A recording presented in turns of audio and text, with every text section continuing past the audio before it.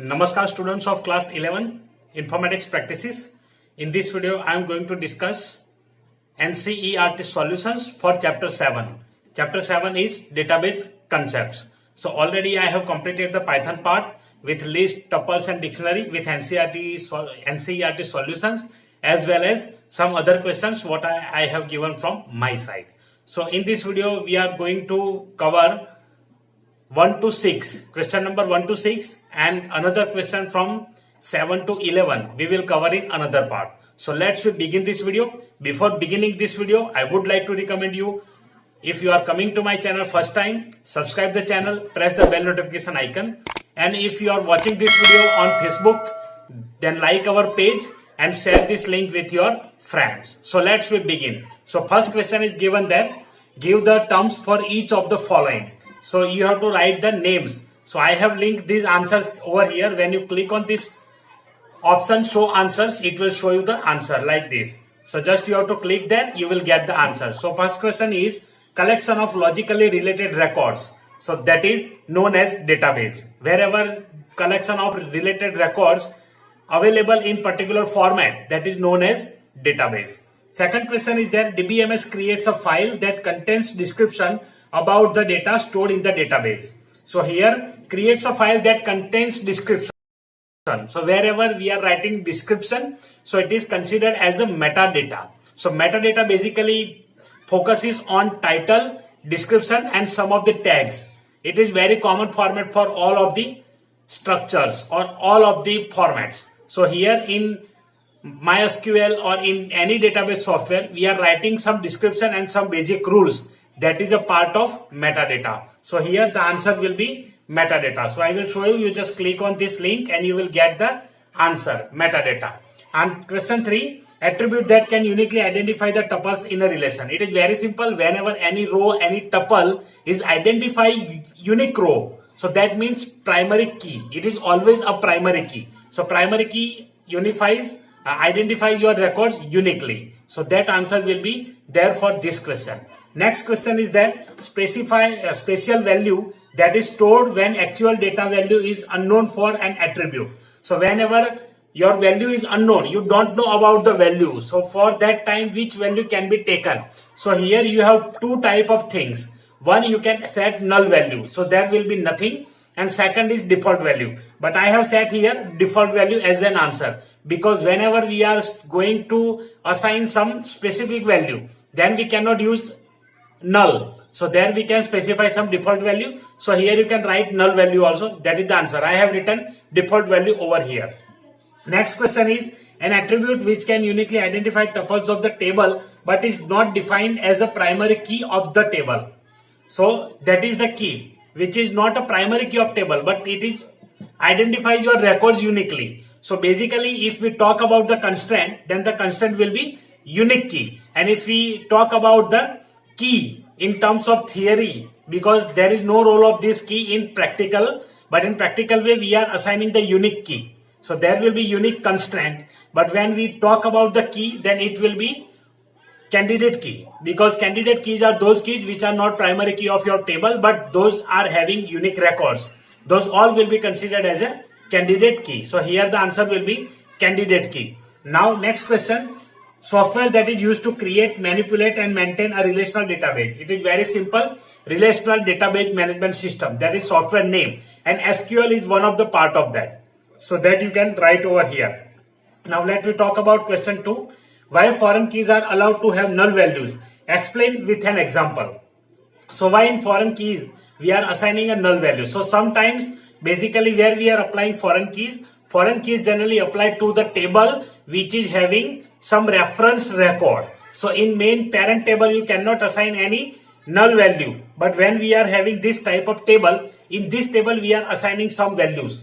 So these values will be referenced from the parent table, or we can say primary key table. So from that particular table the records are coming. So sometimes some of the values are not there in foreign key. So it can be set as null because initially some values cannot be assigned, but later on it can be changed. Like that we can give particular number.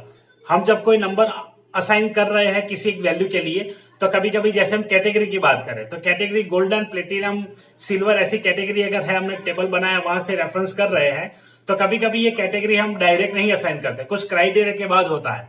So in that type of column you can assign this type of keys, foreign key. तो वहां पे हम null value access कर सकते हैं क्योंकि उसको compulsorily वहां पे रखना जरूरी नहीं होता है.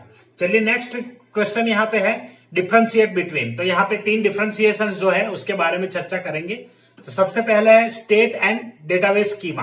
तो यहाँ पे 2 चीजें हैं, स्टेट्स एंड डेटाबेस स्कीमा. तो फर्स्ट डेटाबेस स्टेट. क्या होता है डेटाबेस स्टेट? तो हम ये बोल सकते हैं कि database state provide status to your database. मतलब डेटाबेस में अभी क्या चल रहा है, इट इज ओपन और close, so that can be a state of database. Similarly, in database schema, here I have written database schema provides the description and metadata of the database. तो database के related जो metadata होता है वो हमें database schema से मिल सकता है. जैसे यूजर का रोल हो, यूजर एंगेजमेंट जो भी होता है, या तो यूजर जिस तरह से वहां पे परफॉर्म करते हैं वर्क, प्रिविलेजेस होते हैं, रोल्स होते हैं, ये सारी चीजें डेटाबेस में होती है जो आपके सिलेबस में नहीं है. बट लेकिन जब आप डीबीए या तो डेटाबेस एडमिनिस्ट्रेटर का कोई कोर्स करते हैं, उसके रिलेटेड कोई एक्टिविटीज परफॉर्म करते हैं, तो ये सारी चीजें उसमें आती है. यहाँ क्लास 12 में भी थोड़ा बहुत ओवरव्यू उसका आता है. पहले टाइम में था, इस कोविड की वजह से जो सिलेबस रिड्यूस हुआ है तो रेशनलाइज करिकुलम में ये अभी हटा दिया गया है, लेकिन कहीं कहीं थोड़ा थोड़ा उसका रोल आ जाता है. तो वो सारी चीजें इसमें डेटाबेस स्कीमा में होती है. सेकंड पॉइंट है it is like an extension of a database schema. तो ये जो हम यूज करते हैं डेटाबेस स्टेट, तो वो क्या होता है, एक एक्सटेंशन स्कीमा की तरह वर्क करता है. It is like a blueprint of database. Database schema क्या है, एक ब्लूप्रिंट की तरह काम करता है. सेकंड पॉइंट है डेटाबेस स्टेट में when a database is created the state will be empty. तो डेटाबेस जब हम क्रिएट करते हैं तो उस टाइम क्या होता है, डेटाबेस स्टेट एम्प्टी होता है. उसके बाद when the database is created the schema enables the related attributes for the relationship and list field of values. तो जो भी वैल्यूज होती है उसका वहां पे पूरा लिस्ट, यहाँ पे फील्ड वैल्यूज का लिस्ट बनता है डेटाबेस स्कीमा में. तो कोई भी चीज होती है वो स्कीमा में एज ए टेबल ही स्टोर होती है, एज ए टेबल होता है. फिर उसमें से इंडेक्सेस, व्यूज, ये सारी चीजें क्रिएट होती है. तो कभी कभी कुछ इनबिल्ट व्यूज, इनबिल्ट टेबल्स भी क्रिएट हो जाते हैं जो हमें पता नहीं होता, जो सिस्टम अपने आप क्रिएट करते हैं. तो वो सारी चीजें मैं जब MySQL स्टार्ट करूंगा उसमें आपको दिखाऊंगा कि कौन से बिल्ट इन टेबल्स हैं, कौन से टेबल ऑटोमेटिकली बने हैं जो हमने नहीं बनाए हैं. तो ये सारी चीजें हम उसमें कवर कर लेंगे. उसके बाद ये देखिए when a database is created the state will be empty, वो हो गया है. इंसर्ट, अपडेट और delete affects the state of database. तो जब हम ये डीएमएल ऑपरेशन परफॉर्म करेंगे कोई भी, तो वो वहां पे क्या करेगा, यहाँ पे स्टेट ऑफ द डेटाबेस को इफेक्ट करेगा. तो उसमें ऑटोमेटिकली कहीं ना कहीं थोड़ा सा असर हो जाता है उसका. Structure of data, relationship, attributes and organisation of database affects the database schema. और ये सारी चीजें हैं जो डेटाबेस स्कीमा को अफेक्ट करती है. तो आशा रखता हूं कि आपको ये डिफरेंशिएट समझ में आया होगा. इसका जो ऑलरेडी थियरी पार्ट है मैंने ऑलरेडी वीडियो में कवर कर लिया है क्लास 10th के लिए, तो वो वीडियो सेम इसके लिए भी एप्लीकेबल है. तो पहले 2 पार्ट आप उस प्लेलिस्ट में से देख सकते हैं. उसको रिवाइज करने की जरूरत मुझे नहीं लगी है वीडियो में, इसलिए मैंने उसका वीडियो यहाँ पे कवर नहीं किया है. So if you want to watch, I will provide you the link in the description. So go there and you can watch this video. उस पर मुझे आप लोगों का, स्टूडेंट्स का बहुत प्यार मिला है. उसके ऊपर भी अभी नियर अबाउट 1K व्यूज आने की तैयारी हो चुकी है. तो आप भी देख लीजिए, वहां पे आपको मिल जाएगा. डिस्क्रिप्शन में लिंक मैंने ऑलरेडी दे दिया है, और अगर वीडियो के बाद मैं देने वाला हूं तो वहां जाकर के आप देख लीजिए. चलिए आगे देखते हैं प्राइमरी की एंड फॉरेन की. तो यहाँ पर भी प्राइमरी की, फॉरेन की का कुछ जो है, आपको कहीं कहीं बच्चों की आवाज सुनाई देती होगी. यहाँ पे बच्चे खेलते रहते हैं नीचे हमेशा, तो उनकी आवाज थोड़ी बहुत आपको आती होगी बीच बीच में. तो उसके लिए थोड़ा सा मैं सॉरी कहना चाहूंगा, पर आती है तो मेरी आवाज तो आपको क्लियर सुनाई ही देती होगी. अगर आपको कोई दिक्कत है तो कमेंट कर सकते हैं आप. कमेंट करके बताइए कि इसमें जो मेरी आवाज है वो क्लियर है या नहीं है. चलिए आगे देखते हैं प्राइमरी की. तो प्राइमरी की का क्या होता है कि जब भी हम किसी भी वैल्यूज को या किसी भी रोज को यूनिकली आइडेंटिफाई करता है तो उसे हम प्राइमरी की कहते हैं. So it defines rows uniquely from the table. That is the first point. In foreign key it is reference value of a primary key from the reference table. तो जहां से हम रेफरेंस लेते हैं उसका value यहाँ पे आ जाता है हमारे पास, और उसका वैल्यू हमारे पास होता है. Next point is it can not have a null value. Primary key में हम कभी नल वैल्यू डाल नहीं सकते, फॉरेन की में आप नल वैल्यू यूज कर सकते हैं. Third point is that you can not have a duplicate value in primary की। प्राइमरी की रिपीट हम नहीं कर सकते किसी भी वैल्यू को, और ये उसी तरह है जैसे यूनिक वैल्यूज हो गई, तो यहाँ पे आप रिपीट नहीं कर सकते। फॉरेन की में आप किसी भी वैल्यू को रिपीट कर सकते हैं। Next point is that a primary key can be assign on any table. Primary key हम किसी भी टेबल पे असाइन कर सकते हैं। Foreign key only assign to that table which can be reference to a table having a primary key. But foreign key आपको assign करनी है तो आपको प्राइमरी की वाला टेबल चाहिए ही चाहिए। प्राइमरी की के लिए ऐसा कुछ कोई रूल या कुछ चीज नहीं है। तो फॉरेन की के लिए आपको एक ऐसा टेबल चाहिए जिसमें आपने प्राइमरी की असाइन की हो। चलिए नेक्स्ट देखते हैं। नेक्स्ट डिफरेंशिएट यहाँ पे है degree and cardinality. Differentiate between degree and cardinality, ये तो काफी सिंपल है। Degree means what? Degree means the number of attributes of columns of a relation. तो यहां पे आपको कैसे याद रखना है, देखिए डिग्री एंड कार्डिनलिटी, तो रो कॉलम में आप कहीं कंफ्यूज हो सकते हैं। तो यहां सी फॉर कॉलम होता है, तो इस तरह से याद रखिए कि उससे रिवर्स सी फॉर कॉलम्स, तो कॉलम नहीं उसमें रो आएगा। तो कार्डिनलिटी में क्या होगा? कॉलम नहीं होगी, रो होगा। इस तरह से आपको सिंपली याद रहेगा। और डिग्री जो है, डिग्री क्या होता है? कॉलम्स होता है। तो अगर आपको याद रखना है डिग्री क्या है, कार्डिनलिटी क्या है, क्योंकि मैंने देखा है कि स्टूडेंट्स इवन क्लास 10th में भी इस क्वेश्चन में बहुत ही कंफ्यूज रहते हैं और वो गलत आंसर लिख देते हैं। कार्डिनलिटी को डिग्री बना देते हैं और डिग्री को कार्डिनलिटी बना देते हैं। तो इसलिए मैंने आपको सिंपल तरीका दिया है। अगर आपको ये तरीका आसान और अच्छा लगा है तो आप कमेंट करके मुझे जरूर बताइए और थैंक यू बोल दीजिए इसके लिए। यहाँ पे आपको कैसे याद रखना है कार्डिनलिटी? सी फॉर कार्डिनलिटी, तो सी फॉर कॉलम्स याद रखिए। तो वो कॉलम्स नहीं होता, उससे रिवर्स क्या होता है? रोज होता है। तो cardinality means number of rose, degree means number of columns. इतना सिंपल है। तो आशा रखता हूं आपको समझ में आया होगा, ये कंसेप्ट याद आया है और मेरी टेक्निक आपको अच्छी लगी है तो इसके ऊपर कमेंट करके जरूर बताइएगा। चलिए नेक्स्ट पॉइंट देखते हैं। एग्जांपल दिया है मैंने, if a table is having 4 rows and 5 columns then the degree of table is 5। तो यहाँ पे डिग्री है, डिग्री ऑफ टेबल क्या रहेगा? 5 रहेगा। अगर आपके पास 4 रोज एंड 5 कॉलम्स है तो सेम वही कार्डिनलिटी क्या हो जाएगी? इससे रिवर्स होगी। मतलब ये होगा कि 4 रोज एंड 5 कॉलम्स है तो कार्डिनलिटी विल बी 4। तो यहाँ पे सी को आप ऐसे रिलेट कर दीजिए, आसानी से आपको याद रह जाएगा। ताकि ये कंफ्यूजन बहुत स्टूडेंट्स को रहता है और मेरे पास में भी बहुत स्टूडेंट्स ये मिस्टेक कर चुके हैं। प्री बोर्ड एग्जाम में करते थे तो मैं इनको ऐसे प्रिपरेशन करवा लेता था। अगर बोर्ड में क्वेश्चन आता है, पहले आईपी में ये क्वेश्चन आता ही था, एटलीस्ट 1 मार्क में तो एक क्वेश्चन मैंने देखा ही है हर पेपर में, पहले क्लास 12 में। तो वहां आईपी में ऐसा क्वेश्चन आता था तो वहां पे कंफ्यूज होते थे, तो मैंने ये तरीका उनको दिया, तब से उनको ये काफी इजी लगने लगा था। चलिए नेक्स्ट क्वेश्चन देखते हैं। Compare to a file system, how does a database management system avoid redundancy in data through a database? तो यहाँ पे मैंने आंसर मैप कर दिया है, ये देखिए। The file system stores the data in terms of dates. There are no features identifying data uniquely in the file system. तो फाइल सिस्टम क्या होता है? जैसे हम एक्सेल में डेटाबेस बनाते हैं तो एक फाइल सिस्टम हो गया, तो उसमें हमें कहीं कोई डेटा यूनिकली आइडेंटिफाई करने के लिए कोई चीज नहीं मिलती। आप टेबल में जो वर्कशीट में डेटा डालते हैं उसमें हम यूनिकली कुछ भी आइडेंटिफाई नहीं कर पाएंगे, तो वहां पे डुप्लीकेट रिकॉर्ड भी इंसर्ट हो सकता है। तो ये सबसे पहला उसका डिसएडवांटेज हम बोल सकते हैं, या तो फिर एडवांटेज बोल सकते हैं डीबीएमएस का फाइल सिस्टम के ऊपर। ताकि एक्सेल में जो हम डेटाबेस बनाते हैं वो बेसिकली फाइल सिस्टम ही है, फ्लैट फाइल सिस्टम है। उसके बाद देखिए, so it is very difficult to find duplicate values as the user has to do a manual search for this.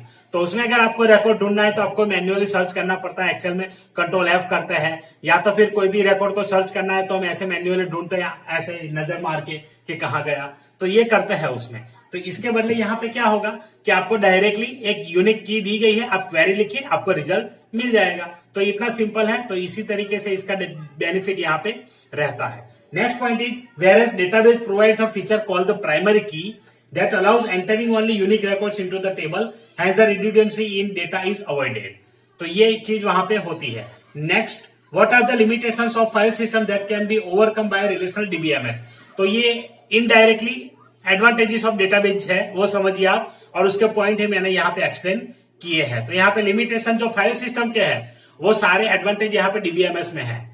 तो ये कमाल की चीज है। यहाँ पे देखिए, सबसे पहले डिफिकल्टी इन एक्सेस। जब फाइल सिस्टम हम बनाते हैं तो फाइल को एक्सेस करने के लिए हमें कोई एप्लीकेशन चाहिए या तो कोई सॉफ्टवेयर चाहिए। वो नहीं है तो आप उस फाइल को एक्सेस नहीं कर पाएंगे।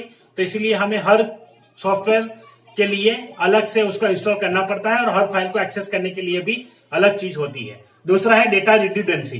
तो वहां पे फाइल सिस्टम में जैसे हम बात कर चुके हैं डेटा रिड्यूडेंसी, तो वही पॉइंट यहाँ पे आप रिपीट कर सकते हैं।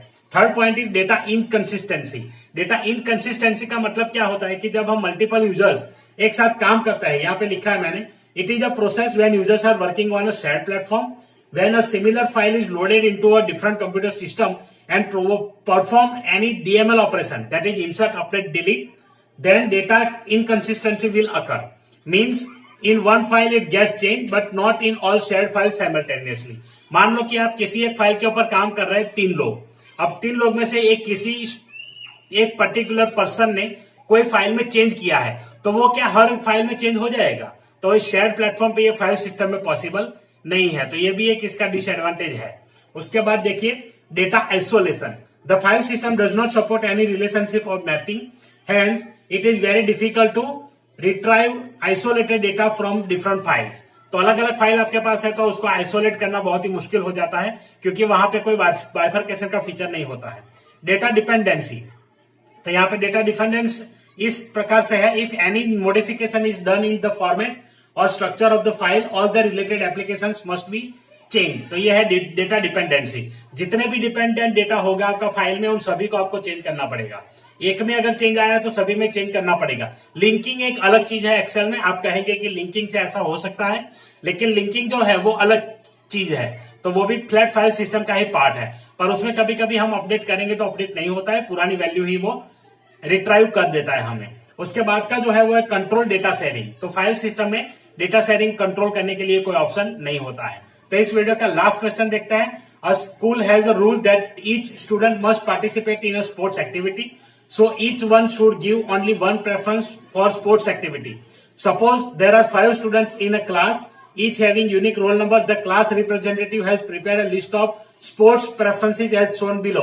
Answer the following. तो यहाँ पे कुछ क्वेश्चन दिए, एक टेबल दिया है, तो टेबल का स्ट्रक्चर यहाँ पे स्क्रीन पे आपको दिख रहा है।